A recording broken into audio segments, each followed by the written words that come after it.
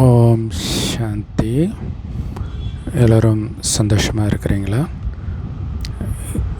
எல்லா மதங்களிலும் கடவுளுக்கு நிர்வாணம்தான் பிடிக்குமோ அப்படிங்கிற ஒரு சந்தேகத்தை எழுப்பக்கூடிய ஒரு விஷயம் நடக்கும். உதாரணத்துக்கு பைபிள் குரானில் பார்த்திங்கன்னா, கடவுள் நிர்வாணமாக ஆதாம் ஏவாளை படைக்கிறாரு. எப்போ அந்த நிர்வாணத்தை மறைக்கிறாங்களோ அப்போ கடவுளுக்கு பிடிக்காமல் போய் அவங்கள சொர்க்கத்தை விட்டு துரத்திடுறாரு. இந்து மதத்தில் நிறைய இடங்களில் வரும். உதாரணத்துக்கு துரியோதனன் கடைசி நேரத்தில் அவங்க அம்மா நிர்வாணமாக வர சொல்லுவாங்க. அவன் எப்படி அம்மா முன்னாடி இவ்வளோ வயசான பிறகு நிர்வாணமாக போகிறதுன்னு வெக்கப்பட்டுட்டு அந்த இடுப்பு சார்ந்த பகுதியை வாழை இலையால் மூடிட்டு போகிறான். அதனால் அவனுக்கு சக்தி கிடைக்காமல் போயிடுது. அதே மாதிரி பார்த்திங்கன்னா, அத்திரி முனிவருடைய மனைவி அனுசூயா தேவியுடைய பதிவிரதை விரதத்தை சோதிப்பதற்காக மும்மூர்த்திகள் பிரம்மா விஷ்ணு சங்கர் வராங்க. ஒரு சிவனடியார் வேஷத்தில் வராங்க. அப்போ அனுசூயா தேவிக்கு ரொம்ப சந்தோஷம். அறுசுவை உணவு சமைத்து இன்றைக்கி எந்த சிவனடியாருக்கும் என்னால் அமுது படைக்க முடியலையே அப்படின்னு வருத்தத்தோடு இருக்கும்போது இவங்களை பார்த்த உடனே ரொம்ப சந்தோஷம். வாங்கன்னு கூப்பிட்டு உட்கார்றதுக்கான ஏற்பாடெல்லாம் பண்ணிவிட்டு இலையை போடும் பொழுது ஒரு முனிவர் சொல்கிறாரு, இந்த மாதிரி நாங்கள் மும்மலத்தை அறுத்தவர்கள், அதனால் நாங்கள் நிர்வாண தீட்சை பெற்றவர்கள், அதனால் நீயும் நிர்வாணமாக எங்களுக்கு அமுது படைக்கணும் அப்படின்னு சொன்னோன்னா அந்த பொண்ணுக்கு ஷாக் ஆகிடும். ஸோ அப்போ கடவுள்கிட்ட போய் வேண்டிகிட்டு இருக்கும்பொழுது அந்த பதிவிரதை சக்தியை வச்சு அவங்க யாருன்னு பார்க்கும்போது மும்மூர்த்திகள்னு புரிஞ்சுக்கிட்டு அந்த மும்மூர்த்திகளாக இப்படி அப்படின்னு ஒரு செகண்ட் ஷாக் ஆகுறாங்க. அது ஒரு நெகட்டிவ் எண்ணம் இல்லையா?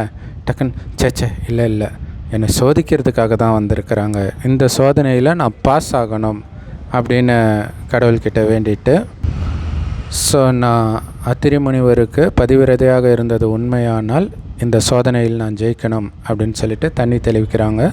மும்மூர்த்திகளும் குழந்தையாகிடுறாங்க. அதுக்கப்புறம் அவங்க நிர்வாணமாகவே அவங்களுக்கு உணவு படைக்கிறாங்க. ஒரு விதத்தில் இதோடைய நினைவாக கூட நீங்கள் கோயில்களுக்கு போனீங்கன்னா, சில கோயில்களில் ஆண்கள் மேலாடை இல்லாமல் தான் போகணும் அப்படின்னு இருக்குது. நிறைய பெண்கள் பார்த்திங்கன்னா குளிச்சுட்டு ஈரத்துணியோடவே கடவுளை வணங்குவாங்க. ஸோ அதேமாதிரி நிறைய கோயில்களில் பார்த்திங்கன்னா தெய்வங்களுடைய சிலைகள் ஆல்மோஸ்ட் நிர்வாணம் மாதிரி தான் இருக்கும். அந்த நிர்வாண கோலத்தில் தவம் செய்வது போல் இருக்கும், பெண் தெய்வங்கள் உட்பட. ஸோ அப்போ இந்த நிர்வாணம் எதனால் ஸ்ட்ரெஸ் பண்ணப்படுது எல்லா மதங்களிலும் அப்படிங்கிறத புரிஞ்சுக்கணும். கடவுளுக்கு நிர்வாணம் தான் பிடிக்குமா அப்படின்னா, உண்மையில் கடவுள் நிர்வாணமாக இருக்கிறார். ஸோ அதனால் அவருக்கு நிர்வாணம் பிடிச்சிருக்குது. ஆனால் கடவுள் நிர்வாணமாக இருக்கிறார் அப்படின்னா ட்ரெஸ்ஸு போடாமல் இருக்கிறாருன்னு அர்த்தம் கிடையாது. அவரால் ட்ரெஸ்ஸு போடவே முடியாது. ஏன்னா அவருக்கு உடம்பே கிடையாது. உடம்பு இருந்தால் தானே ட்ரெஸ்ஸு போடுறதுக்கு. ஸோ அப்போ உடம்பு இல்லை அப்படின்னா கடவுள் எப்படி இருக்கிறாரு அப்படிங்கிறதுக்கு முன்னாடி நாம் எப்படி இருக்கிறோன்றதை தெரிஞ்சுக்கணும். நாம் உயிராக இருக்கிறோம். பூர்வ மத்தியில் நட்சத்திரம் மாதிரி ஜொலிக்கிற அந்த உயிர் தான் நாம். எப்போவுமே இருக்கும். ஒவ்வொரு உடலாக மாற்றி எடுக்கும். ஒவ்வொரு ட்ரெஸ்ஸை நம்ம மாற்றி போடுற மாதிரி ஒவ்வொரு உடம்பாக எடுக்கிறனால இந்த உடம்பு உயிருக்கு ட்ரெஸ்ஸு. உயிரை தான் ஆத்மான்னு ஹிந்தியில் சொல்கிறோம். ஸோ அப்போ உடம்புன்ற ட்ரெஸ் இல்லாமல் நிர்வாணமாக இருப்பவர் இறைவன் எப்போவுமே. அதனால தான் அவர் ஜோதி ரூபமாகவே லிங்க ரூபம் அப்படின்ட்டு சிவலிங்கம் பூஜை பண்ணுறோம். வேறு எந்த தெய்வங்களுக்கும் அப்படி இருக்காது. அவர் மட்டும்தான் கடவுள். அவரை தான் பரமபிதா அல்லா அப்படின்னு சொல்கிறோம். கடவுள் ஒருவர் தான். அவர் செம்பொன் நிறமான ஒளி உலகத்தில் நட்சத்திரம் மாதிரி ஜொலிக்கிறார். ஆத்மாக்களாகிய நாம கூட இந்த பூமிக்கு வருவதற்கு முன்பு, உடல் எடுப்பதற்கு முன்பு அவரோடு இந்த செம்பொன் நிறமான ஒளி உலகத்தில் தான் இருந்தோம். இந்த உலகத்தை பரந்தாமம் அல்லது பரலோகம்னு சொல்லுவோம். ஸோ அங்கேருந்து நாம் முதல் 2500 வருடத்திற்கு இந்த பூமிக்கு வரும்போது இந்த பாரதம் குறிப்பாக சொர்க்கமாக இருக்கும்.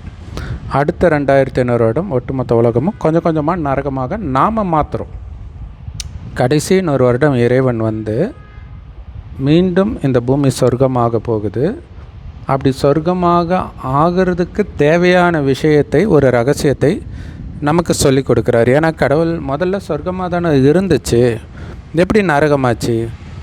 ஏதோ ஒரு தப்பு பண்ணதுனால நரகமாச்சு. அந்த தப்பை சரி பண்ணிக்கிட்டால் இது மறுபடியும் சொர்க்கமாயிடும். அது என்ன தப்பு அப்படின்னா, கடவுள் சொல்கிறார், சொர்க்கத்தில் நீங்கள் ஆத்மான்ற உணர்வில் தான் இருந்தீங்க, உடல்ன்ற உணர்வுலே கிடையாது. உடல் இருக்கும், ஆனால் இந்த உடலை இயக்கக்கூடிய ஆத்மா நான்ற உணர்வில் உங்களுடைய கவனம் ஆத்மாவில் இருக்கும், உடம்பில் இருக்காது. ஸோ அதனால் ஒருவர் ஆத்மானு தான் பார்த்தீங்க. அதே மாதிரி இப்பையும் ஆத்மானு பாருங்கள், உடலை பார்க்காதீங்க. அதற்குரிய சக்தி இப்போ உங்களுக்கு இல்லை. ஏன்னா ஆத்மா பலகீனம் ஆயிடுச்சு. ஏன்னா உடம்புன்னு நினச்சதுனால காமம், கோபம், பற்று, பேராசை, அகங்காரம், புலனின்பம் இதுக்கெல்லாம் அடிமை ஆயிடுச்சு. ஸோ இதில் இருந்தெல்லாம் விடுபடணும்னா மறுபடியும் ஆத்மானு உணர்ந்து ஆத்மாவின் தந்தை சிவ பரமாத்மாவை நினைக்கணும். அவர் தான் எப்போவுமே உடம்பு இல்லாதவர், உடல் உணர்வு இல்லாதவர். அதனால் எப்போவுமே அவர்கிட்ட அந்த சக்தி இருக்கும். ஸோ இறைவனை நினைக்க அந்த சக்தி நமக்குள்ளே நிரம்பும். ஸோ அதனால் இங்கே இறைவனை நினைக்கிற விதியே முதல்ல உங்களை ஆத்மானு உணர்ந்து பிறகு இறைவனை நினைக்கணும்னு. அதுதான் பக்திக்கும் ஞானத்துக்கும் உள்ள வித்தியாசம். இதை வந்து இறைவனே கடைசி 100 வருடம் ஒரு வயோதிகர் உடலில் வந்து சொல்கிறார். அந்த வயோதிகருக்கு பிரம்மான் பேர் வைக்கிறார். பிரம்மா வாய் வழியே இந்த ஞானத்தை கேட்குறவங்க பிரம்மகுமார் குமாரிகள். ஸோ இறைவன் கொடுக்குற இந்த ஞானம் எல்லா பிரம்மகுமாரிகள் ராஜயோக தியான நிலையத்திலும் முற்றிலும் இலவசமாக கிடைக்குது. ஸோ அப்போ இறைவனே சொல்கிறார், ஆத்மானு உணர்ந்து ஆத்மாவின் தந்தை சிவபரமாத்மாவை நினைக்க ஆத்மாவுக்குள்ளே அந்த சக்தி நிரம்பும். சக்தி நிரம்ப காமம், கோபம், பற்று, பேராசை, அகங்காரத்துலேருந்து புத்தி விலகும். காரணம், உடம்புன்ற உணர்வுலேருந்தே நீங்கள் விடுபடுவீங்க. ஸோ அதனால தான் நீங்கள் பார்த்தீங்கன்னா மயான கொள்ளையில் வந்து அம்மனுடைய சிலையை மண்ணில் படுத்துட்டு இருக்கிற மாதிரி செஞ்சு வச்சுருப்பாங்க. கடைசியில் எல்லோரும் ஏறி மிதிப்பாங்க, அதை மிதித்து அதை உடைப்பாங்க. ஒரு அம்மனுடைய சிலையே உடைக்கிறாங்கன்னா அது எவ்வளோ பெரிய விஷயம். ஆனால் இங்கே அது ஒரு பண்டிகையாக கொண்டாடப்படுது. காரணம் என்னென்னா, எப்போ நாம் இந்த உடல் உணர்வை உடைக்கிறோமோ அப்போ தான் சொர்க்கத்தில் போவதற்கு தகுதி பெறுகிறோம். அந்த சொர்க்கத்தில் போனவர்களை தான் தெய்வம்னு இந்துக்கள் இன்னை வரைக்கும் கோயில் கட்டி கும்பிடுறோம். ஸோ அப்போ உடல்ன்ற ஆடையை நீக்கிறோம், ஆத்ம உணர்வில் நிலை பெறுகிறோம். இதோடைய நினைவு தான் அங்கே பைபிள் குரானில் தன் சாயலில் தன் குமாரனை படைத்தார்னு இருக்கும். 2 அர்த்தம் இருக்குது. ஒன்று, அவரை மாதிரியே ஆத்ம உணர்வில் படைக்கிறாரு. இன்னொன்று, அவருடைய குணங்களே இவருடைய குணங்களாக மாற்றுறார். ஸோ அந்த இறைவன் கொடுக்குற ஞானம் வந்து முரளின்னு சொல்லுவோம். எல்லா பிரம்மகுமாரிகள் ராஜயோக தியான நிலையத்திலும் முற்றிலும் இலவசமாக கிடைக்குது. யூடியூப் வெப்சைட்ஸில் இருக்க அதோட லிங்க் நம்மளுடைய வாட்ஸ்அப் சேனலில் ரெகுலராக போஸ்ட் பண்ணுவோம். வாட்ஸ்அப் சேனல் லிங்க் இந்த வீடியோக்கு டிஸ்கிரிப்ஷனில் இருக்குது, அவசியம் ஜாயின் பண்ணிக்கோங்க. ஸோ அந்த முரளியை தினம் கேட்க என்ன இருக்கும் அந்த முரளியிலனா, ஆரம்பத்தில் சொர்க்கத்தில் இருக்கும்போது உங்களுடைய குணங்கள் எவ்வளோ பரிசுத்தமாக இருந்துச்சுன்றதை தினம் சொல்லிக்கிட்டே இருக்க என்னாகும், நம்மளுடைய குணமே அந்த மாதிரி மாறும். அப்போ அவருடைய குணம் நம்முடைய குணமாக மாறுது. அவரை மாதிரி நாம் ஆத்ம உணர்வில் வருவதன் மூலமாக. ஸோ இதுதான் என் சாயலில் என் குமாரனை படைத்தேன். அதை தான் அங்கே நிர்வாணமாக படைத்தாருன்ட்டு அவங்களுக்கு தெரியாது இல்லையா, ஆத்ம உணர்வை பற்றி தெரியாது. அதனால் நிர்வாணம்னோடனே சரி ட்ரெஸ் இல்லாமல் இருப்பாங்க போல இருக்குது அப்படின்னு வரைஞ்சிட்டாங்க. ஸோ நமக்கு தாயும் தந்தையுமாக ஏன் சகல உறவுமாக இருப்பவர் இறைவன் மட்டுமே. மற்றவர்கள்லாம் தற்காலிக உறவு, அது வந்து துக்கத்தையே கொடுக்கும். ஸோ இப்போ இறைவனை மட்டுமே தாயும் தந்தையுமாக நினைக்கிறதோடைய நினைவு தான் அங்கே துரியோதனனுடைய அம்மா ட்ரெஸ் இல்லாமல் வா, அதாவது ஆத்ம உணர்வில் வா. ஆத்மான்ற உணர்வில் இறைவன் என்கிற தாய் அல்லது தகப்பன் முன்னாடி நிற்கும்போது தான் அவருடைய சக்தியை நம்மால் அடைய முடியும். இதுவரைக்கும் மனிதர்கள் பண்ணது வந்து பக்தி.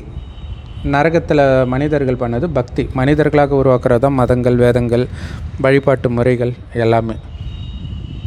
அதில் எப்படி இறைவனை வணங்குவோம், நினைப்போம். குறிப்பாக இந்த மதத்தில் முருகா, அந்த ஒரு சிலை அப்படியே நினைப்போம். லக்ஷ்மி, சரஸ்வதி, அம்மன், அப்படியே அந்த உருவத்தை பார்ப்போம், அவ்வளோதான்.